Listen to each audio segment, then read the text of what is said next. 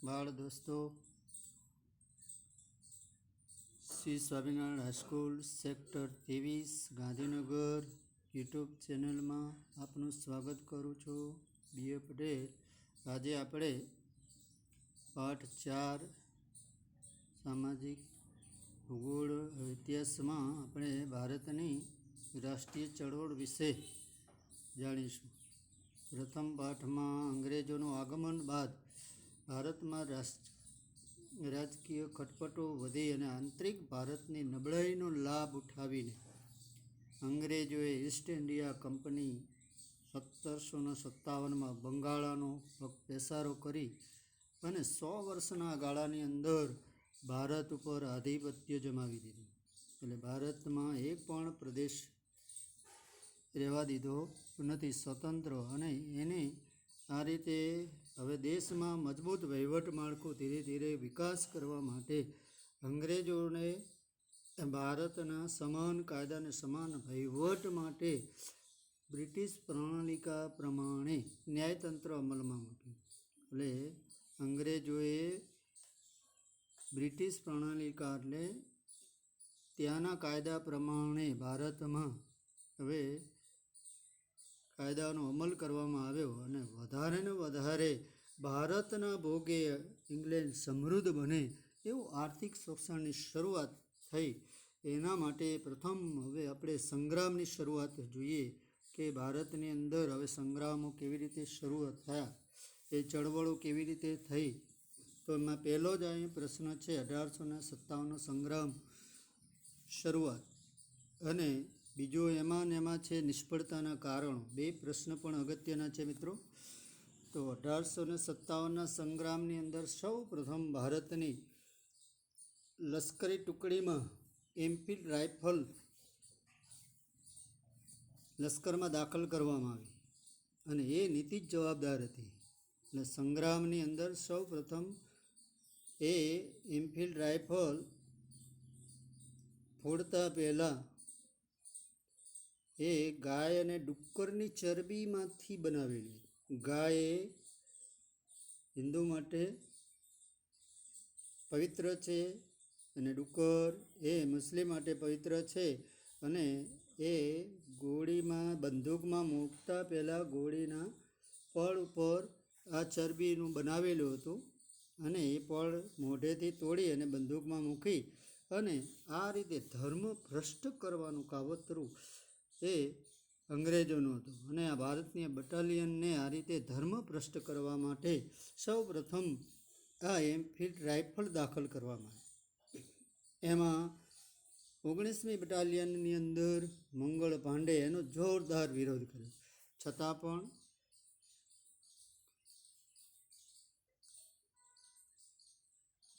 વિરોધ થવા છતાં પણ એ કંઈ સાંભળ્યું નહીં। એટલે મંગળ પાંડે આવેશમાં આવીને અંગ્રેજ અફસરની હત્યા કરી નાખી અને એને ધરપકડ કરી, અને એને ધરપકડ કરીને એને ફાંસીની સજા આપી। એટલે 1857 સંગ્રામનો પ્રથમ શહીદ બન્યું હોય તો મંગળ પાંડે।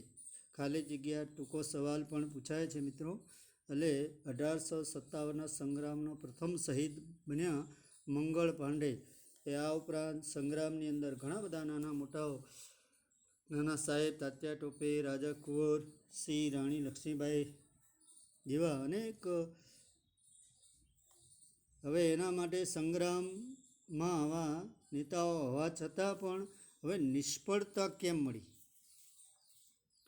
તો 1857 નિષ્ફળતાના કારણો તો એક તો પહેલાં આપણે કહી શકીએ કે ભારતની અંદર આખા દેશમાં 1 તારીખે વિપ્લવની શરૂઆત થવાની હતી, છતાં પણ અમુક વિસ્તારમાં શરૂઆત તારીખ પહેલાં, નિશ્ચિત તારીખ પહેલાં શરૂઆત થઈ, એટલે અંગ્રેજો ચેતી ગયા અને આ રીતે વિપ્લવની શરૂઆત થતાની સાથે એને દબાવી દીધો। એટલે આ રીતે પહેલી નિશ્ચિત તારીખ પહેલાં શરૂઆત થવાથી આપણે નિષ્ફળ બન્યા। પછી નેતાગીરીનો અભાવ બીજું કારણ છે, નેતાગીરીનો અભાવના કારણે પણ આપણે વિપ્લવમાં નિષ્ફળ ગયા। આપણી પાસે પૂરતા શસ્ત્રો પણ નહોતા, જે લડવા જોઈએ એવા પૂરતા શસ્ત્રો પણનો અભાવ હતો, એના માટે આપણે નિષ્ફળ ગયા. અને રાષ્ટ્રીય ભાવના ગૌણ હતી. માત્ર પોતાના પ્રદેશ પૂરતા લડતા, દેશ માટે લડતા નહીં. રાષ્ટ્રીય ભાવના ગૌણ અને પ્રદેશ ભાવના માટે લડતા, પોતાનો પ્રદેશ સાચવતા અને પોતાનો પ્રદેશ વિસ્તાર સાચવીને બેસી રહેતા. દેશ માટે જે થવું હોય થાય, એટલે પ્રાદેશિક ભાવના માટે લડતા અને સંગઠિત નેતૃત્વનો અભાવ. આ બધા કારણોને લીધે 1857નો વિપ્લવ નિષ્ફળ ગયો. એટલે ઘણી વખત કારણ પૂછાય કે 1857 નિષ્ફળ જવાના કારણો જણાવો. ઘણી વખત 2 માર્કનો પ્રશ્ન પૂછાય, બહુ અગત્યનો પ્રશ્ન છે મિત્રો. તો નિષ્ફળતાના કારણોમાં એક તો નિશ્ચિત તારીખ પહેલાં શરૂઆત, નેતાગીરીનો અભાવ, પૂરતા શસ્ત્રો નહોતા, રાષ્ટ્રીય ભાવના ગૌણ, પ્રાદેશિક ભાવના માટે લડતા અને સંગઠિત નેતૃત્વનો અભાવ, શિક્ષિત વર્ગનો ટેકો પણ હતો નહીં. આ રીતે ભારતમાં નિષ્ફળતાના કારણો જોઈ શકાય છે. એ પછી હવે આગળ હવે બહિષ્કાર, ભારતની જે બીજી ચળવળો છે, બહિષ્કાર અને સ્વદેશી ચળવળ.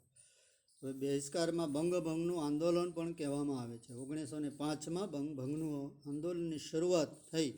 અંગ્રેજોએ બંગાળાને સૌથી મોટો પ્રાંત હતો અને બંગાળા, બિહાર, ઓરિસ્સા એ ત્રણે વિસ્તાર સૌથી મોટો પ્રાંતમાં એ બંગાળાની શરૂઆત કરી છે બહિષ્કારની. અને બંગભંગના આંદોલનમાં આ રીતે બંગાળામાં રાષ્ટ્રીય ચેતનાનું પણ કેન્દ્ર હતું. ચળવળની શરૂઆત બંગાળામાં પણ થતી અને બંગાળામાં હિન્દુ અને મુસ્લિમ સાથે રહીને લડતા. એટલે એ રીતે અંગ્રેજોએ નીતિ અપનાવી કે ભાગલા પાડો અને રાજ કરો નીતિ. એટલે ભારતની ચળવળને નબળી પાડવા માટે એમને આ સૂત્ર અપનાવી અને આ રીતે હિન્દુ મુસ્લિમ એક ન રહે એ માટે અને બંગાળામાં હિન્દુ અને મુસ્લિમ સાથે રહીને લડતા, અંગ્રેજો સામે લડતા અને ભાગલા પાડો રાજ કરો નીતિ અપનાવી અને કોમવાદને ઉત્તેજન આપ્યું. કેવી રીતે કોમ વચ્ચે ઝઘડા થાય, વિખવાદ થાય એવો પ્રયત્ન કર્યો અને બંગાળાના ભાગલા પાડવામાં આવે. એમાં લોર્ડ વાઇસરોયે, લોર્ડ કર્ઝને 1905માં બંગાળાનો મોટો પ્રાંત છે, વસ્તી વધારે છે, વહીવટ કરવો મુશ્કેલી પડે છે એવું ખોટું બહાનું કાઢીને વહીવટના બાના હેઠળ એને બંગાળાના 2 વિભાજન કરી દીધા. એક બાજુ પૂર્વ બંગાળ અને એક બાજુ પશ્ચિમ બંગાળ, અને હિન્દુ મુસ્લિમને અલગ કર્યા, 2 વિભાજન કર્યા. એટલે એ તારીખ હતી 16 ઓક્ટોબર 1905. એ દિવસે આખા બંગાળામાં જોરદાર વિરોધ કરવામાં આવ્યો. બંગાળાના વિભાજનના વિરોધ થયો અને એ દિવસે રાષ્ટ્રીય શોક દિન તરીકે ઉજવવામાં આવ્યો. અને એ દિવસે વિદેશી માલનો બહિષ્કાર, સ્વદેશી વસ્તુ અપનાવી એ ઠેર ઠેર પ્રચાર કરવામાં આવ્યો. એટલે ઇંગ્લેન્ડથી આવતી વસ્તુ કોઈએ પણ ખરીદવી નહીં, ત્યાર જગ્યાએ પ્રચાર કર્યો અને સ્વદેશી વસ્તુઓ અપનાવી. એટલે ભારતમાં જે વસ્તુ બનતી હોય એને અપનાવવાની. અને આ રીતે કોઈ શસ્ત્ર વગર બહિષ્કાર અને સ્વદેશી વસ્તુઓ અપનાવી ઠેર ઠેર પ્રચાર અને બહિષ્કાર કરવામાં આવ્યો. અને આ રીતે ભારતના પ્રાંતોમાં રાષ્ટ્રીય જ્વાળ શરૂ થયો. ઠેર ઠેર બંગાળામાં હિન્દુ અને મુસ્લિમ એકબીજાને રાખડી બાંધીને સંગઠન શક્તિનું દર્શન કરાવ્યા. અને આ રીતે ચળવળને સફળ બનાવવા માટે હિન્દુ મુસ્લિમ એક બની અને શક્તિ પ્રદર્શન કરાવ્યું. અને સ્વદેશી વસ્તુઓ અપનાવો, પરદેશી વસ્તુઓનો બહિષ્કાર કરો. એનાથી બહિષ્કાર કરવાથી આપણા જે ઉદ્યોગો બંધ પડી ગયા હતા એ પણ ચાલુ થયા. અને આ રીતે સંગઠનની અંદર ભારતમાં ઇંગ્લેન્ડને વેપારનો મોટો ફટકો પડ્યો અને ભારતના ઉદ્યોગો ધીમે ધીમે બંધ પડેલા એ પણ ચાલુ થયા, રોજીરોટી. અને આ રીતે કારખાનાઓ શરૂ થયા, કાપડનું વેચાણ વધવા લાગ્યું. આ ઉપરાંત બંગાળા સિવાય પંજાબ, ઉત્તર પ્રદેશ, મધ્યપ્રદેશ, મુંબઈ, મદ્રાસ આ લડતો પણ શરૂ થઈ. અને ગુજરાત સુધી પણ, ગુજરાતની પણ સ્વદેશી ચળવળની વેગ મળ્યો છે ને ત્યાં પણ સ્વદેશી વસ્તુઓ અપનાવી અને પરદેશી વસ્તુઓનો બહિષ્કાર કરવો. આથી લડતને દાબી દેવા માટે અંગ્રેજો ઘણી વાર લાઠીચાર્જ, ગોળીબાર છતાં પણ ચળવળ બંધ થઈ નથી. અને આ રીતે ઇંગ્લેન્ડને મોટો એવો ફટકો પડ્યો અને કાપડ આવતું બંધ થઈ ગયું અને બંગાળના ભાગલા અંતે એને રદ કરવા પડ્યા. એટલે મિત્રો, આ બે ટૂંક નોંધ બહુ અગત્યની છે, તૈયાર કરવી, લખવી. હવે પછી એના પછી મુસ્લિમ સમાજની અંદર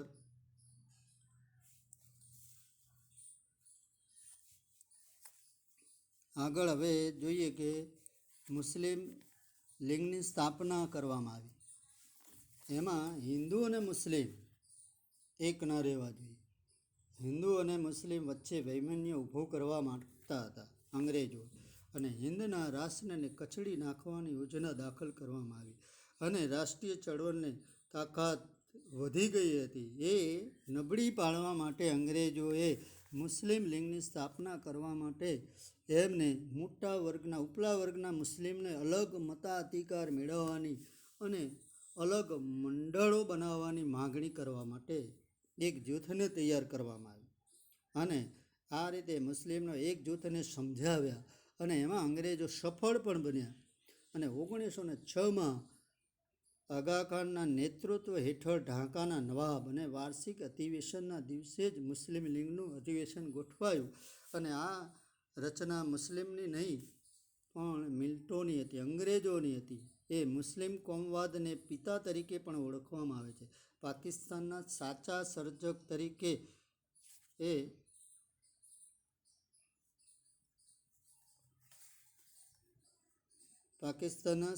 સર્જક તરીકે આમ તો મોહમ્મદ અલી ઝીણા અને રહીમતુલ્લાહ નહીં પરંતુ મિલ્ટો હતા, અંગ્રેજો હતા. અને એ સફળ બન્યા. અને આ રીતે ભારતની અંદર જે એકતાને તોડી અને મુસ્લિમ સમાજને અલગ કરી અને ભારતની અંદર આ રીતે સમાજની અંદર એ વિભાજન કરવામાં પણ એ સફળ બન્યા છે. એટલે જુદા જુદા જૂથની માગણી સ્વીકારી અને આ રીતે ભારતમાં હિન્દુ મુસ્લિમને અલગ પાડી અને આ રીતે ક્રાંતિકારી ચળવળને નબળી પાડવામાં સફળ બન્યા. એટલે આગળના બે પ્રશ્નો બહુ અગત્યના છે, તો તૈયાર કરવા.